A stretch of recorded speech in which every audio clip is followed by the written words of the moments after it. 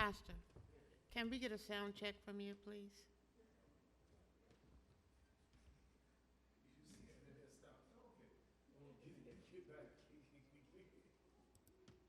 This is me testing the sound.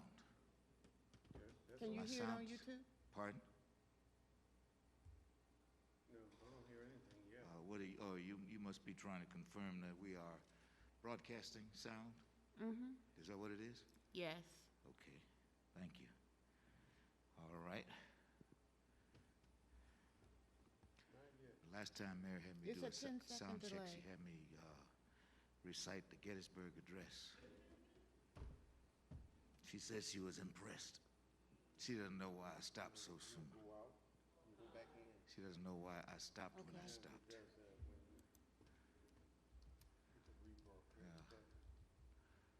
That's an interesting picture, isn't it? Huh? Say what? Got it. Thank you. Okay.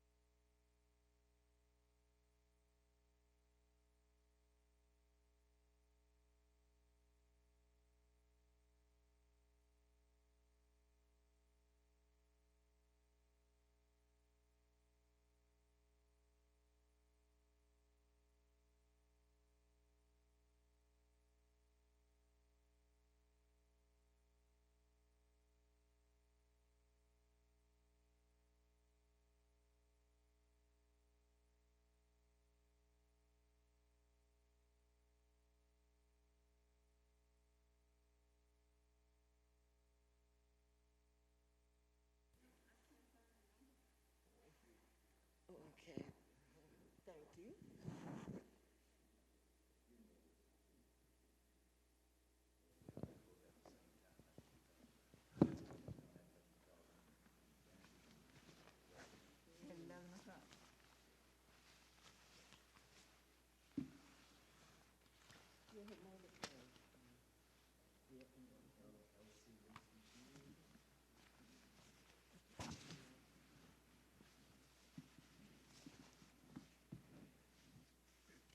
You all tucked in? You ready to go for a long one as well?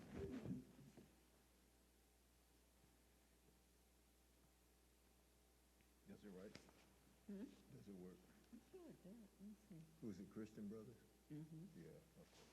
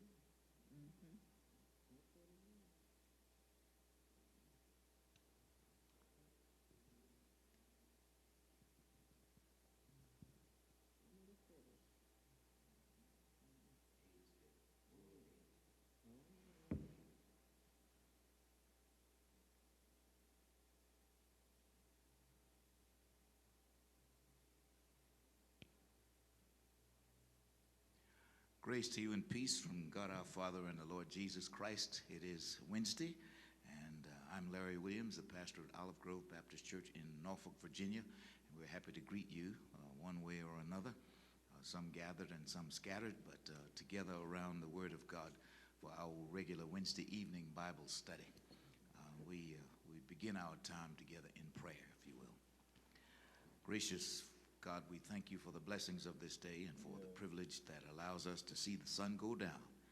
We thank you because you woke us this morning and kept us all day long, kept us safe from hurt, harm, and danger, and enabled us to gather and to assemble in this manner. Thank you for your loving kindness and for your tender mercies and for the gift of your word that would guide us from day to day, if we would but understand what it is you have to say to us. And we come tonight for that very purpose, that we might increase, enlarge our understanding, that your will for our lives would be clearer, and we would set ourselves out to be your faithful servants in what we say and do. In the name of Christ, our Savior and Lord, we pray. Amen. Amen. Well, now,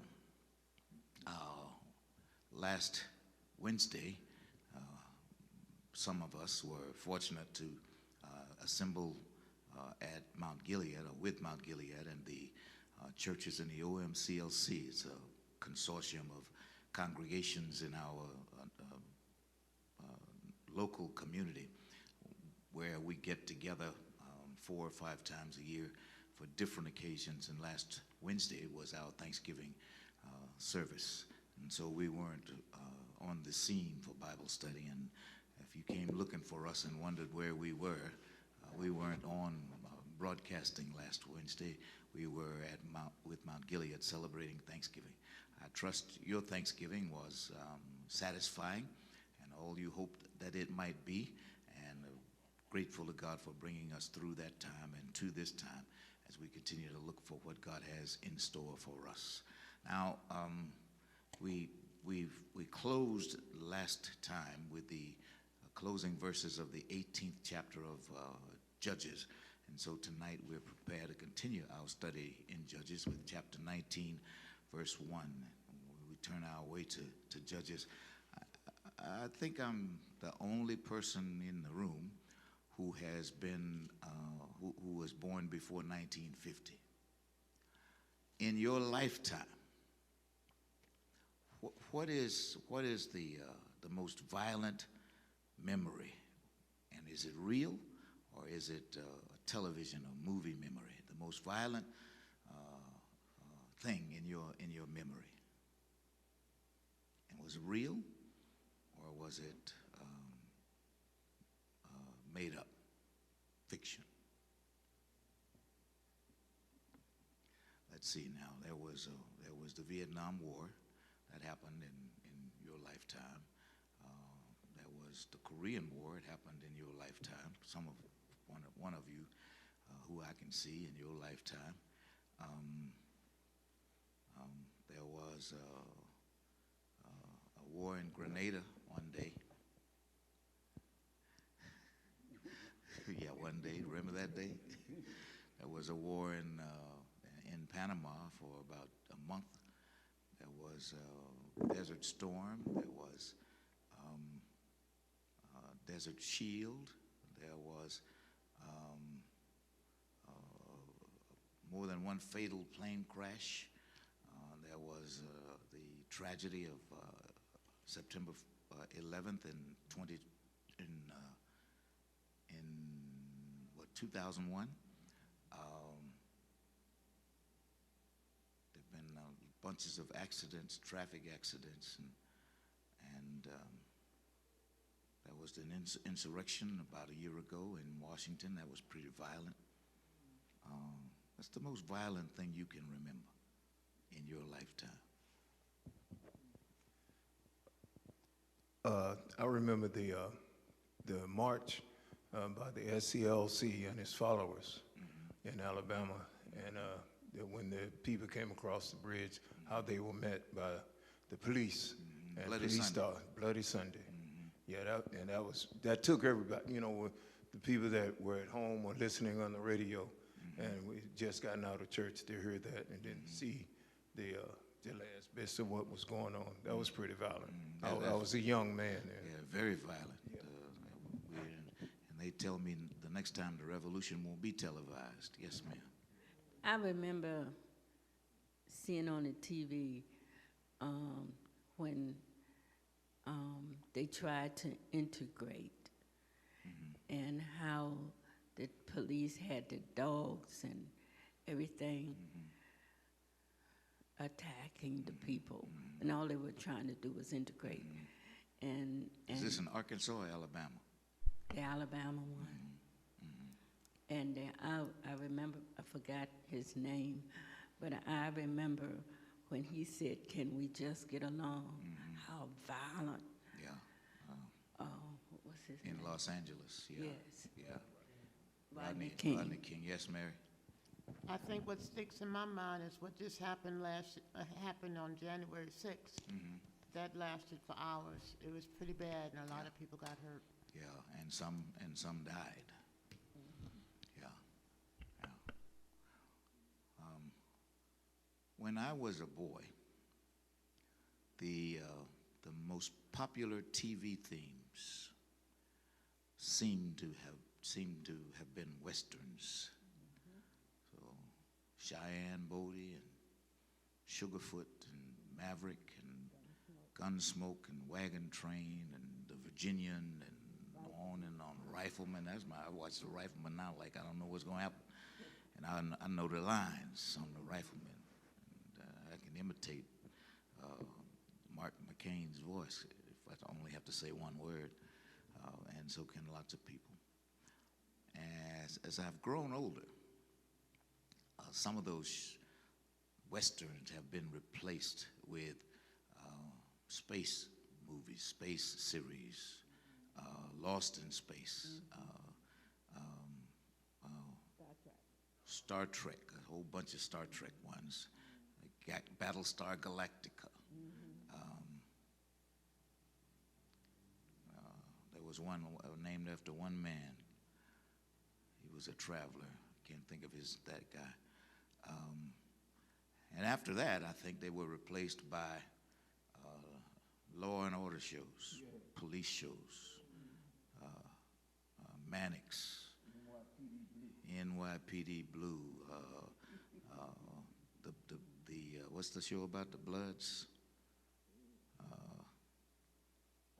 There's one show. I think it's the same guy who was on in Hawaii, who was he was a private detective in Hawaii, and now he's a chief of police on this more modern show. I wonder why there's so much fascination with violence. I wonder why people seem to enjoy violence enough for screenwriters and people to make millions of dollars by portraying and by writing and by replaying over and over shows about various acts of violence. So yes, ma'am, you use your microphone though. It's on.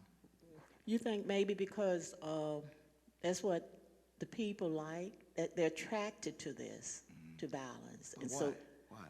I don't, it just gives them a rise or whatever, thrill to, to see violence itself. Do you like Violence? violent shows? I do not. Do you watch Law and Order? I do not. What's your favorite TV show? I Don't don't lie watch to too me. much TV. I look at Pretty much I like family shows. I see. Family His shows. father knows best. Yeah. I love Lucy. All right. Yes, Reverend. Say what?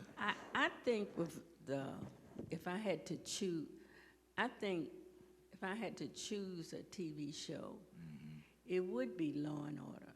I enjoy Law and Order because Law and Order has really two segments that sit there together. It really answered to the question is why is the media they're making movies to stir up this violent aspect that is within a person, and this element that is within people is there, and some of it is more prevalent in others than in some, but it's there. So their job is to stir that up within you.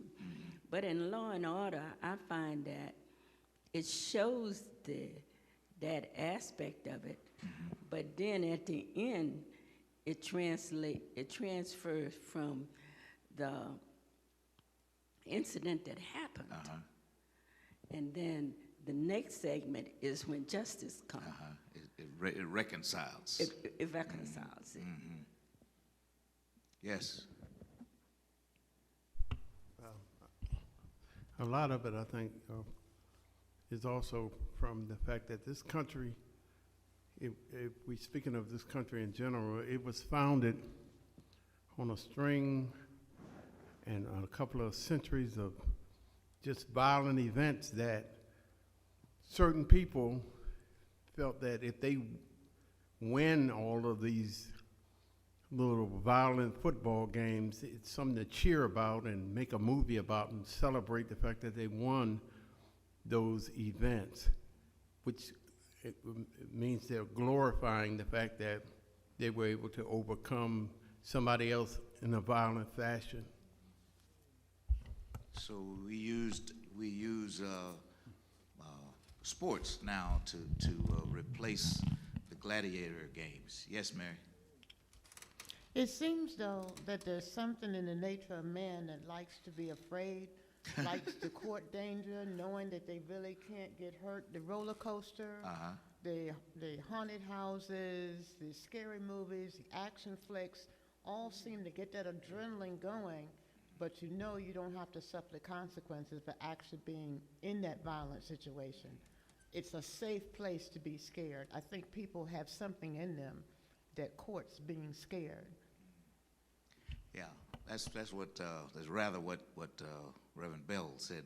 He said there's something in us that likes violence, that likes. Mary says that likes danger. I don't do horror at all. I don't do roller coasters either. Last time I was on a roller coaster was 1988. And next time I'm going to be on roller coaster is 1988 when it comes again.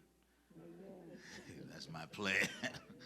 Yeah. So, but it appears there is a something in us that gravitates toward violence, even though, as Reverend Bell says, there's also something in us that really likes a happy ending. We like the show to end well. We like justice to be served. And on your favorite show, Law and Order, sometimes the best outcome isn't the real outcome, but Law and Order really imitates life perhaps more than most other shows on television, because while they have the disclaimer at the beginning that says this is not about real people, it is about real people. And sometimes if you look closely, you can see the real people that it's about. For some reason, there's an inclination about us to appreciate the romance of it, so that the cowboy with the white hat on rides in to save the day, and then he rides off in the sunset wearing the white hat, often with the girl whom whom he saved, and they live, and the inference is that they live happily ever after. We like we like the romance, and we like the happy endings. And when you think about it, the basic format of all those shows is the same. Somebody bad comes in and he does something bad, and somebody good comes in and he vanquishes the bad guy, and they live happily ever after. Now, what happened in most of the book of Judges, especially in chapter 18 and again in chapter 19. In chapter 18, we met a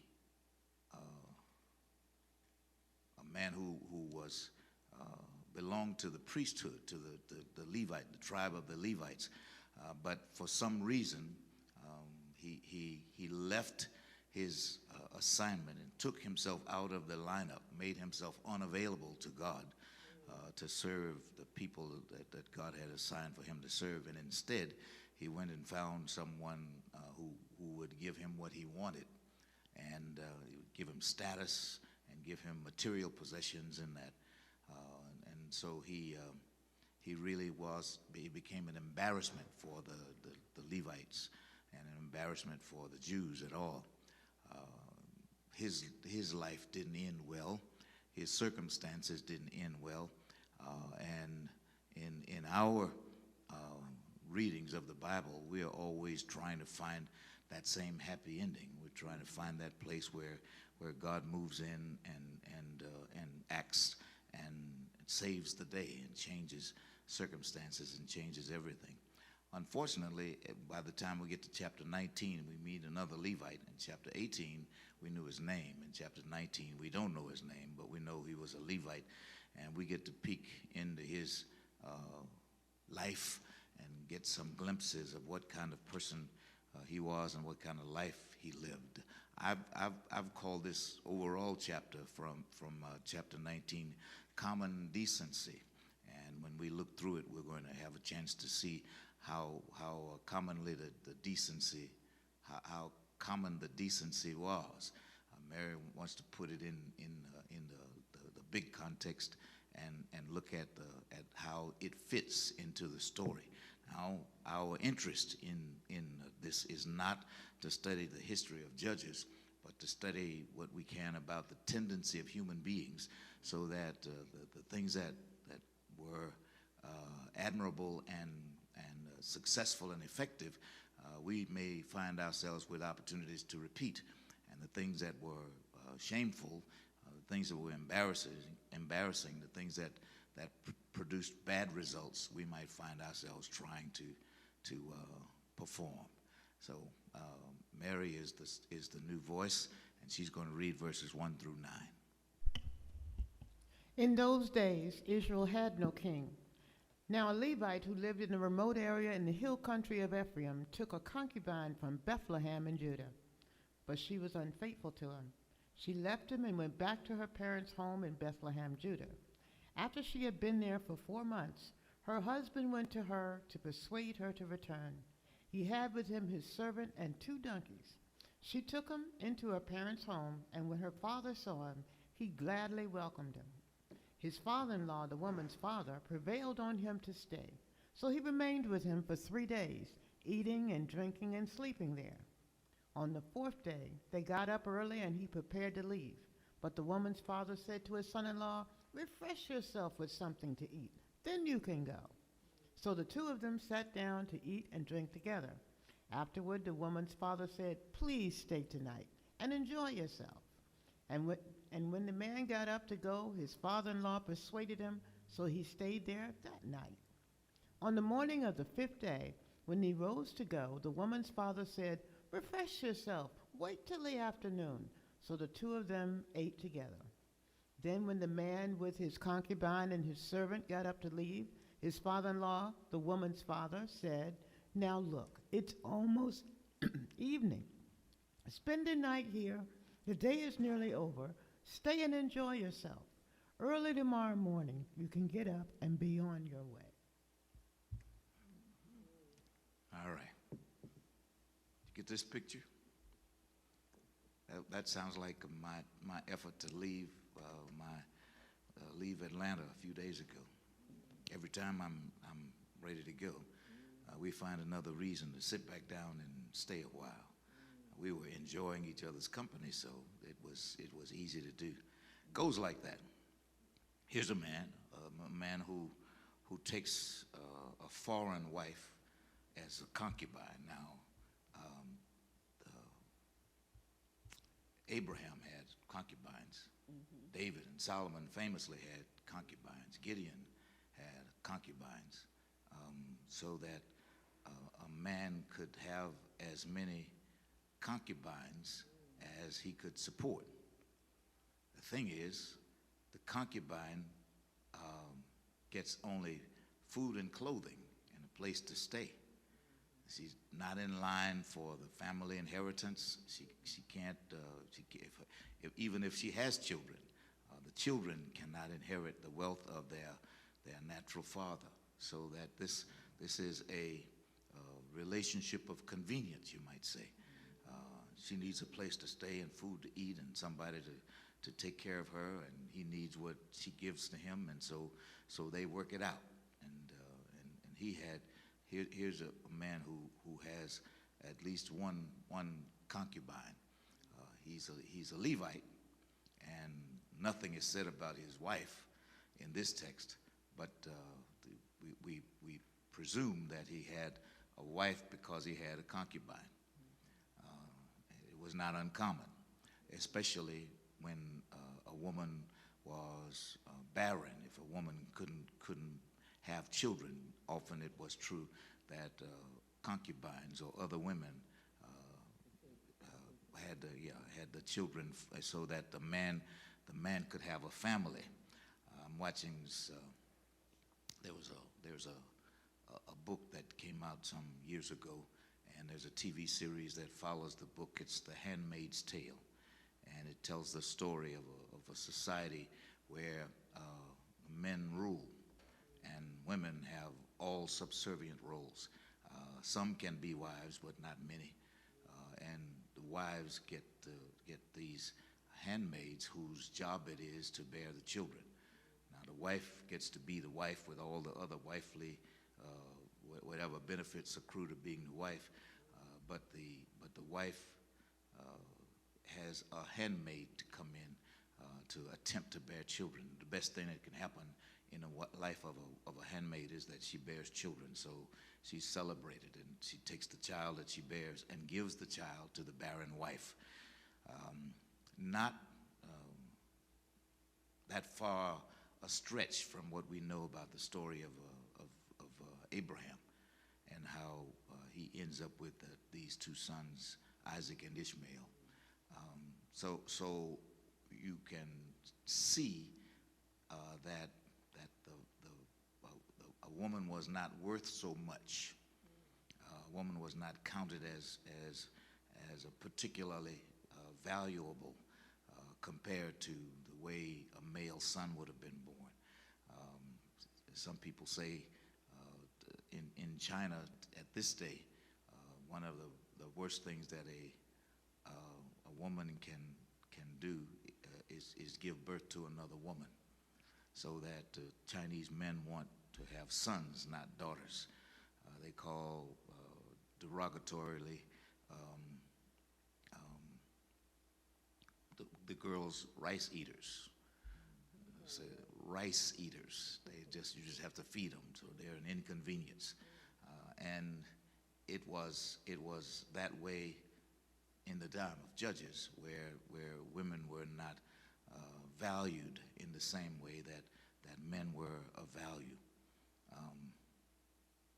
And so here's a man who marries a foreigner, and who takes his concubine to be into his house, and she decides for some reason that she doesn't like being there, and so she goes back home. The King James Version says she goes back to her father's house. The NIV says she went back to her parents' house.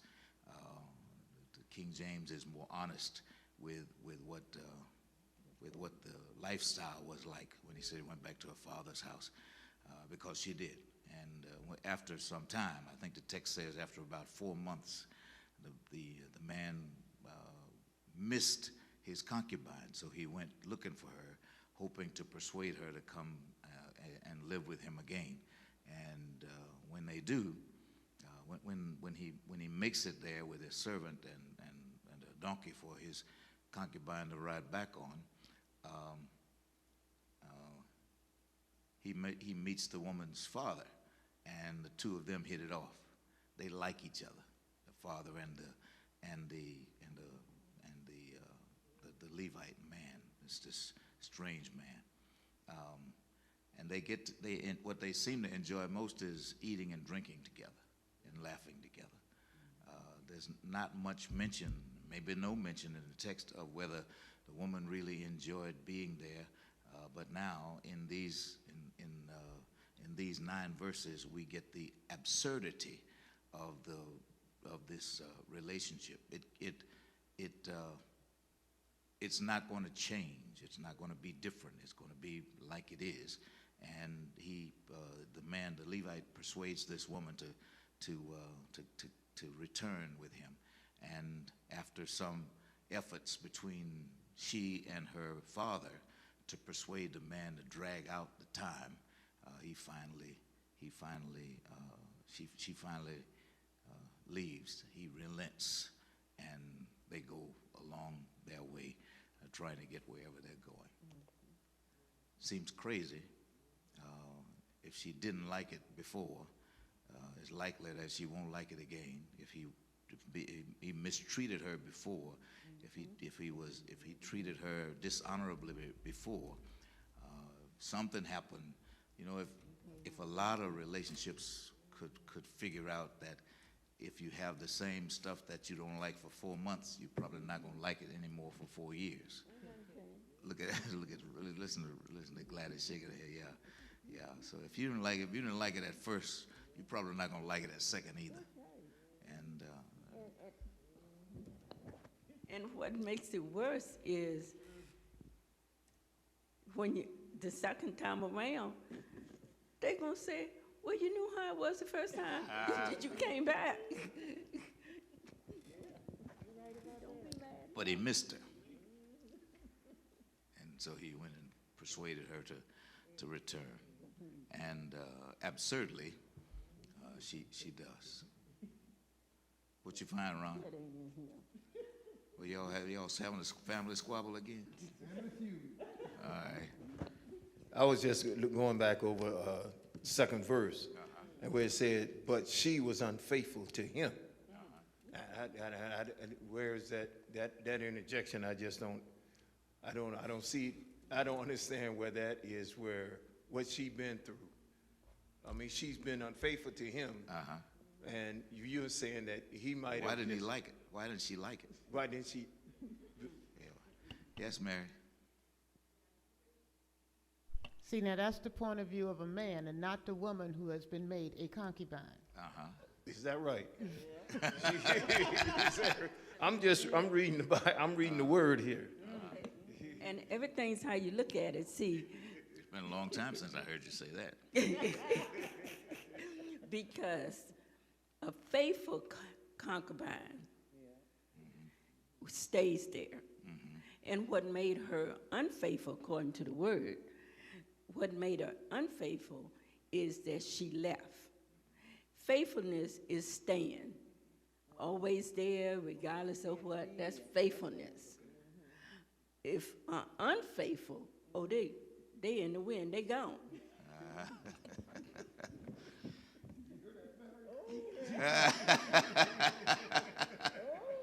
I'm still not so sure that when she went with him the first time, she expected to be a concubine. Yeah, well. I mean, are you telling me that she was a concubine by default because he had to have been married? I can't tell you that. But he said she was a concubine and not a wife. If he had said this is his wife, then I'm good with that. But he did not describe her as someone who was going to get the family inheritance, or somebody who would get anything more than the basics that he was required by law under the laws of concubinage to obey. So the rules for concubines is the rule same as the rule for the side chick. You get what the side chick get, what she gets. The message says, but she quarreled with him and left. See, Peterson found that. What we know is that there was some reason that their staying together wasn't working for her, and when it stopped working for her, she did what my father told my sisters they could do when they were married. If he don't treat you right, if it doesn't go like it needs to go, you always have a home back here. That's what my daddy told my children, my sisters rather. I have sons by the grace of God, and so I don't have to say to my daughters, if he doesn't treat you right, you can come back home and be with me. But she did. She went back home, and by all indications, she was content being there with her father until this man came and whispered in her ear again and said, baby, you know I love you. Come on back. I'm going to treat you better next time. Give me another chance. I'm so sorry. You know I was just playing. So come, get your stuff. I can take care of you better than this. And so after some days, though the man and his daughter attempted to persuade the Levite to stay, finally they left. Verses 10 through 21, I think, are about hospitality and good judgment. But unwilling to stay another night, the man left and went toward Jebus, that is Jerusalem, with his 2 saddled donkeys and his concubine. When they were near Jebus, the day was almost gone. The servant said to his master, "Come, let's stop at this city of the Jebusites and spend the night." His master replied, "No, we won't go into any city whose people are not Israelites. We will go on to Gibeah." He added, "Come, let us try to reach Gibeah or Ramah and spend the night in one of those places." So they went, and the sun set as they neared Gibeah in Benjamin. There they stopped to spend the night. They went and sat in the city square, but no one took them in for the night. That evening, an old man from the hill country of Ephraim, who was living in Gibeah, the inhabitants of the place were Benjamites, came in from his work in the fields. When he looked and saw the traveler in the city square, the old man asked, "Where are you going? Where'd you come from?" He answered, "We're on our way from Bethlehem in Judah to a remote area in the hill country of Ephraim where I live. I've been to Bethlehem in Judah, and now I'm going to the house of the Lord. No one has taken me in for the night. We have both straw and fodder for our donkeys, and bread and wine for ourselves, your servants, me, the woman, and the young man with us. We don't need anything."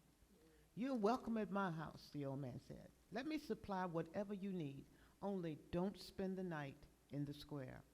So he took them into his house and fed his donkeys. After they had washed their feet, they had something to eat and drink. All right. When's the last time you took somebody in your house like that? I knew a man his name was Craig Sories. He started a ministry in Atlanta maybe 20, 25 years ago, where he rescued homeless people. As I recall, may have been homeless veterans.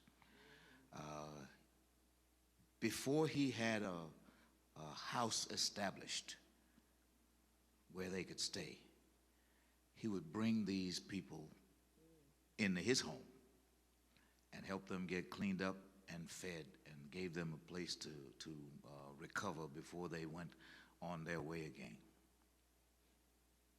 I always thought that Reverend Sories was a real Christian when he found himself the courage and the love to share the house where he and his wife lived with a stranger that he just met that night on the street. Now it became a much bigger ministry, and to my knowledge, he came to own some homes that he used in just that same way to house homeless people. It's very different than taking them into your own house. Imagine driving up to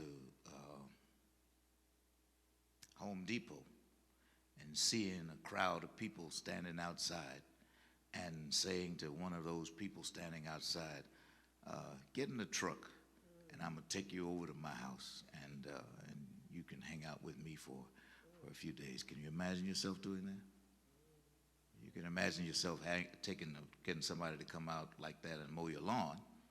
That happens a lot. You can imagine yourself bringing somebody out to help you pack. I've done that. Going to a place where people were hanging out, waiting, hoping for a day job. And I've taken strangers to my house, but we didn't sleep. And we went there to work. But in this case, it's customary in the Middle East, especially at that time, for people to be hospitable. They believed it was a godly thing to be hospitable, especially when to leave a stranger exposed in the street would have been dangerous for that person. And so here's an old man who meets these strangers, a Levite, the servant for the Levite, and a concubine.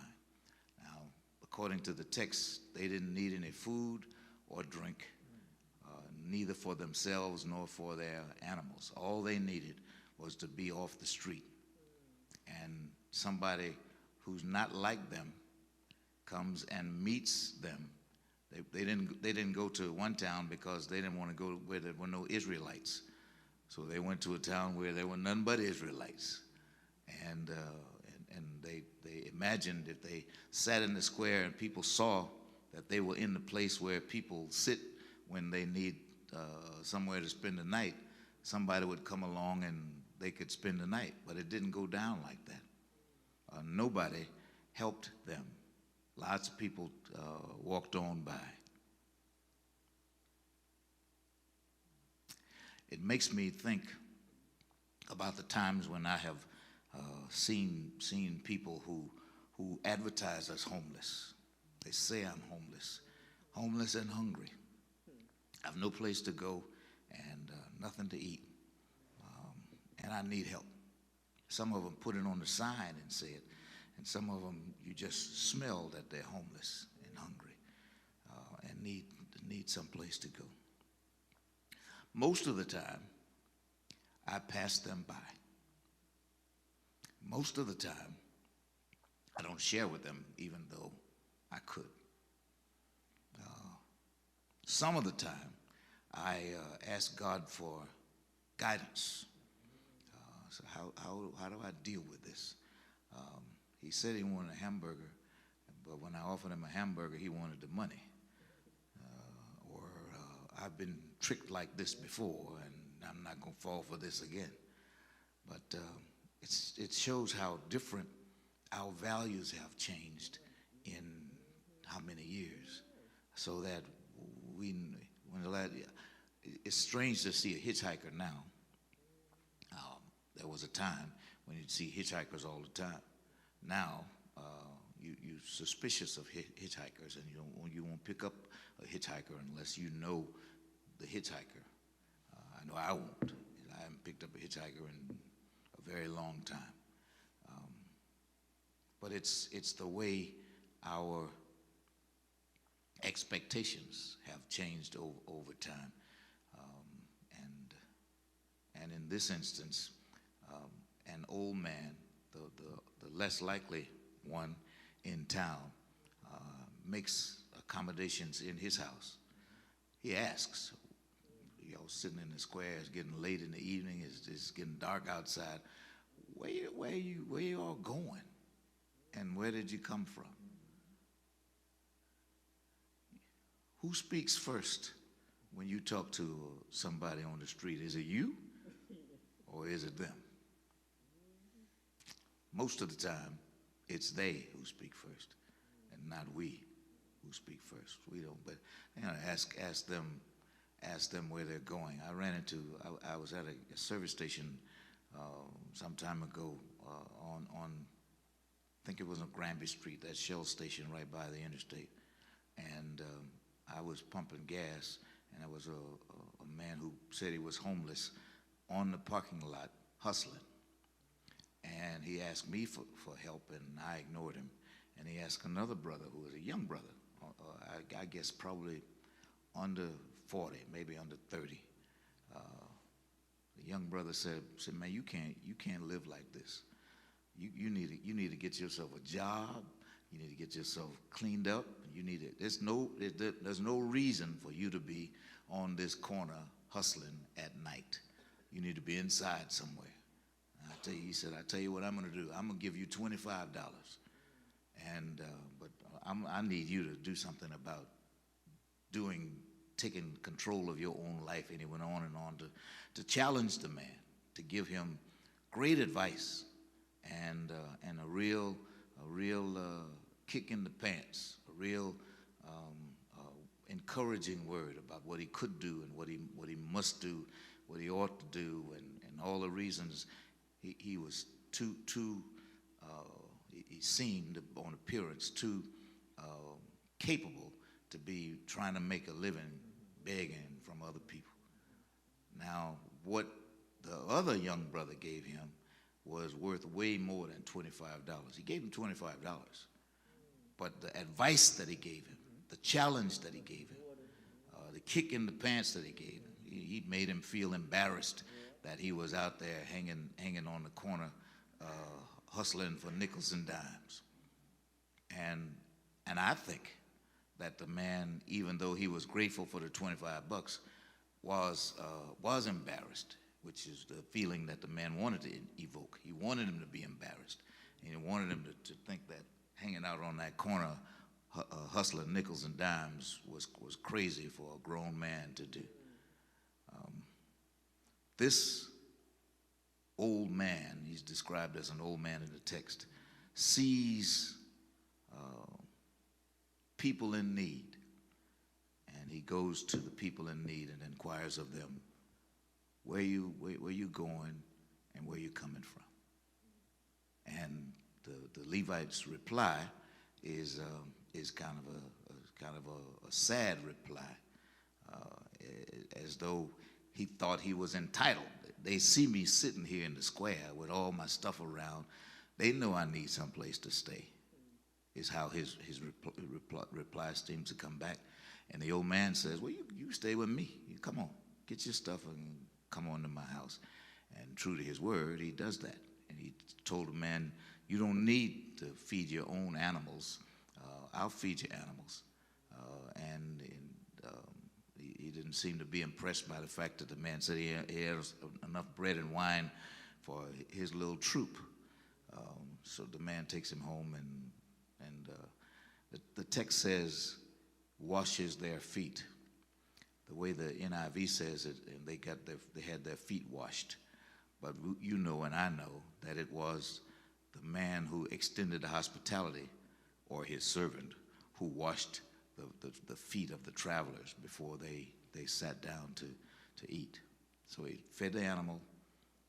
That's real hospitality. Took them home and washed their feet, and then they began to entertain each other, began to have a good time. That may be the last time that something like that happened.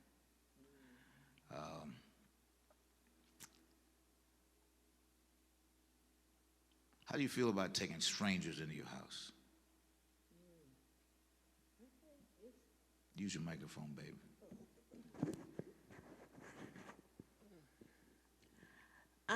You know what? I'm very leery about that, taking a stranger into my house. Especially, in this day and age. I'm very Well, limited. this is the day and age I mean to ask about. In this, right now, these days, given what we know I know. about the levels of violence that we see, the some of the TV shows that portray real life stories about people who take strangers into their homes and then the police find them dead days later or robbed or whatever. So there's something to be said for your judgment when it comes to taking strangers into your house.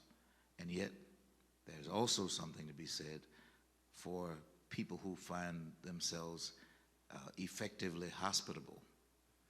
Deacons and preachers are expected to be hospitable. That's one of the qualifications for us to do what we do, is that we have people who show hospitality. Wonder what hospitality looks like in the 21st century. Doesn't look like taking in strangers into your house. But what does it look like?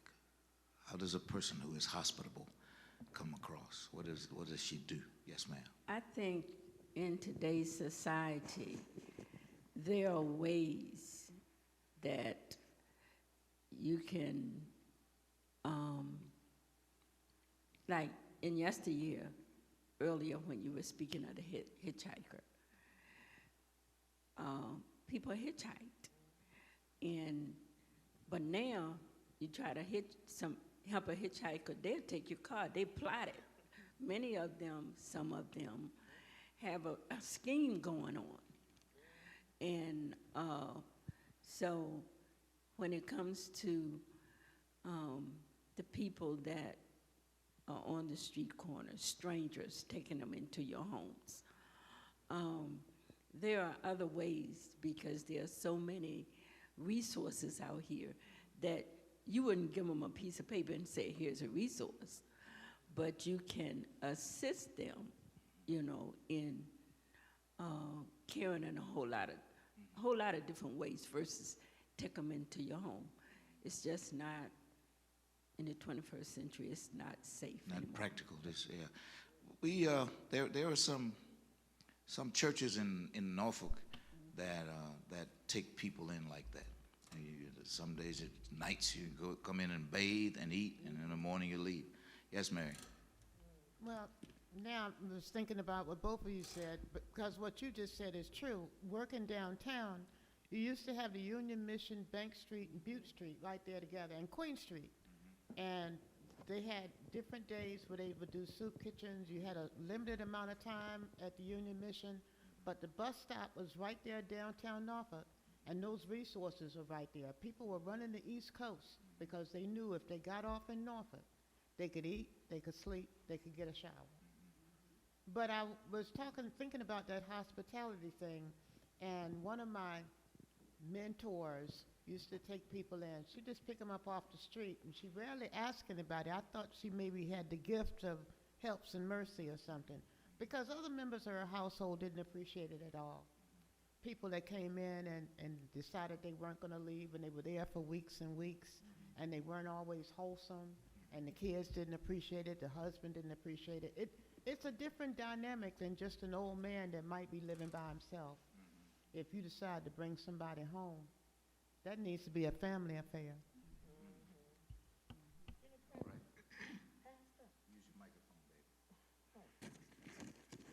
Okay, I was just thinking, really. I'll say maybe about 8 years ago, but I did do that. I did do that. But the thing was, actually, your wife she had a session. I forgot what was the name of that session. And this girl came in, and she seemed, okay, she talked, and she wanted to know if we knew of someone that could rent her a room or whatever. And I told her, I'd say, well, I don't know right off, but, I added that but. I took her home. I took her, but I felt like, I'm gonna be honest with you, I felt like it was the right thing to do at that time. And no problem, but I learned from that. I learned from All right. Yeah. There's a place where hospitality and good sense meet, and it may make more sense to find creative ways to find accommodations for people. In the Army, for Army chaplains, they say we either perform or provide services. There are certain services that I cannot perform, but I can provide. So that, let's say an infant baptism, I cannot perform an infant baptism, but I can provide an infant baptism because I got a brother or a sister who they baptize babies and we don't. So in the same way, when someone needs a place to live or a place to bathe or a place to eat, it doesn't have to be my place. It just has to be a place. And so we put yourself in this picture. Mary peeked over to the next lines and talked about this guy living alone. Read those, Mary, 22 to 30, if you will. While they were enjoying themselves, some of the wicked men of the city surrounded the house. Pounding on the door, they shouted to the old man who owned the house, "Bring out the man who came to your house so that we can have sex with him." The owner of the house went outside and said to them, "No, my friends, don't be vile. Since this man is my guest, don't do this outrageous thing. Look, here's my virgin daughter and his concubine. I will bring them out to you, and you can use them and do whatever you wish. But as for this man, don't do such an outrageous thing." But the men would not listen to him. So the man took his concubine and sent her outside to him, and they raped her and abused her throughout the night, and at dawn they let her go. At daybreak, the woman went back to the house where her master was staying, fell down at the door, and lay there until daylight. When her master got up in the morning and opened the door of the house and stepped out to continue on his way, there lay his concubine, fallen in the doorway of the house with her hands on the threshold. He said to her, "Get up, let's go." But there is no answer. Then the man put her on his donkey and set out for home. When he reached home, he took a knife and cut up his concubine, limb by limb, into 12 parts and sent them into all the areas of Israel. Everyone who saw it was saying to one another, "Such a thing has never been seen or done, not since the day the Israelites came out of Egypt." Just imagine, we must do something. So speak up. Ooh, house is on fire.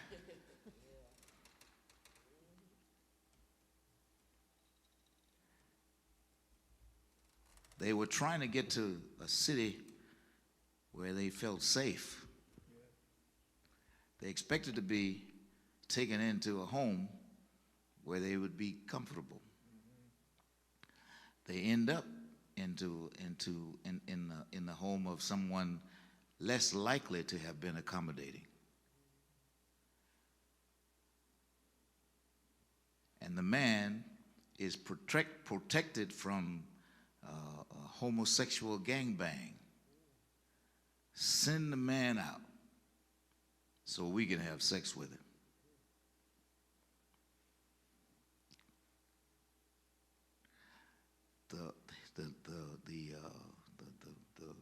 The man who owned the house said, "Don't hurt him. That'd be awful. Don't rape this man. Tell you what, I got these 2 girls here. One of them is a virgin, my daughter, and the other is his concubine. Take them. Knock yourself out. Do whatever you want to." And they declined the offer. But the Levite pushed his concubine through the door is her or nothing, but you ain't getting me. Yes, Mary. I'm sorry, but I have to go back to the beginning conversation. I think she had a reason to go home to her daddy. Was she really unfaithful, or did she knew who she was with?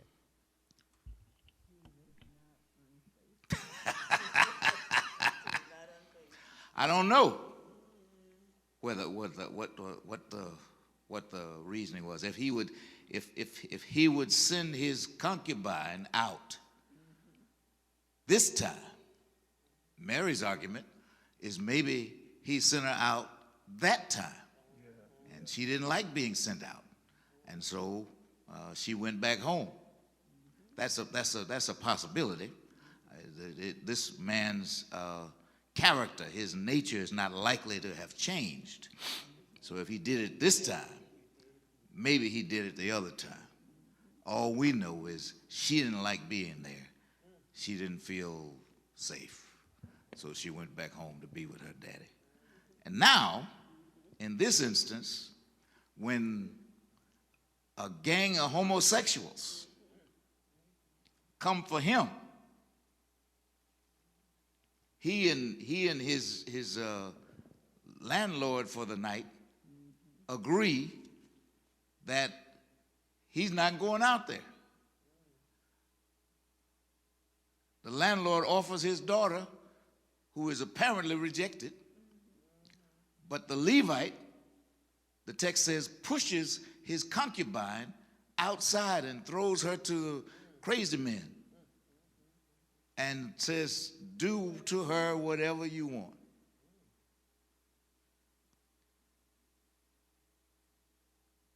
These are people who have placed little or no value on women.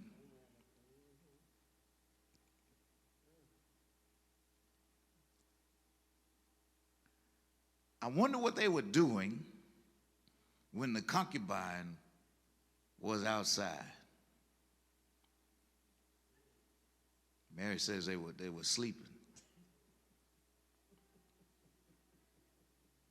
I mean, she didn't come knocking on the door saying, let me back in. They finished with me. When her master got up in the morning. Her what? In verse 27. When Her what? Master Her master got up in the morning. We make that the nature of the relationship. He was sleeping. I'm the master and you the concubine. The master and the slave. So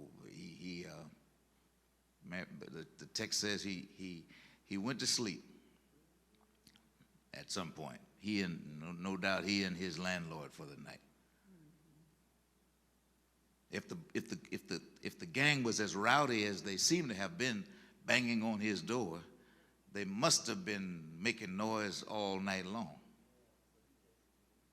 with the party going on. Yes, ma'am. Well, they had left because it says she went back to the house where they were.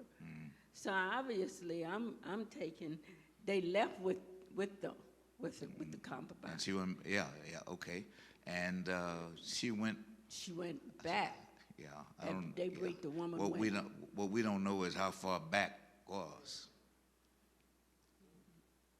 Yeah, well, it was at another house. Yeah. She went to another house. Yeah, she went somewhere else.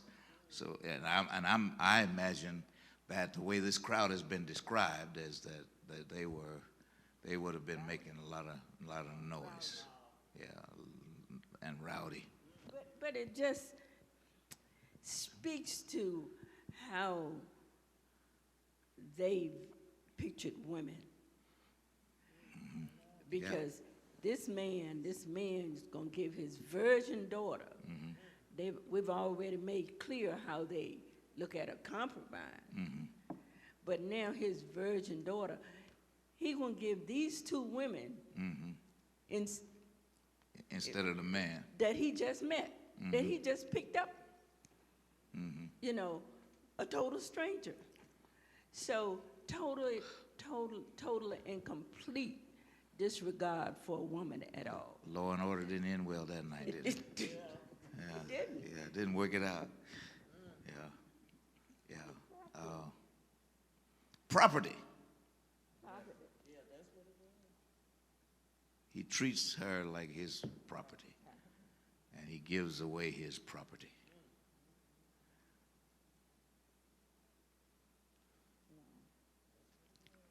She shows up at the doorstep trying to get back to the man who took her from her father's house for the second time,